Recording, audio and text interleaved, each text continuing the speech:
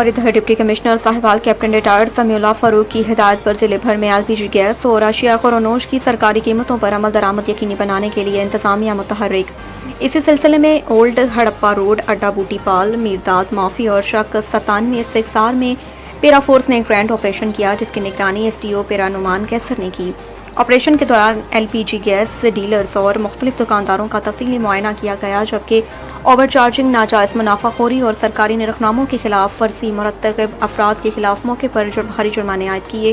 ضلع انتظامیہ کی جانب سے مختلف مساجد میں اعلانات بھی کروائے گئے، جن میں شہریوں کو آگاہ کیا گیا کہ LPG گیس کا سرکاری نرخ 243 روپے فی کلو گرام مقرر ہے۔ انتظامیہ نے عوام سے اپیل کی ہے کہ اگر کوئی ڈیلر یا دکاندار مقررہ نرخ سے زائد قیمت وصول کرے یا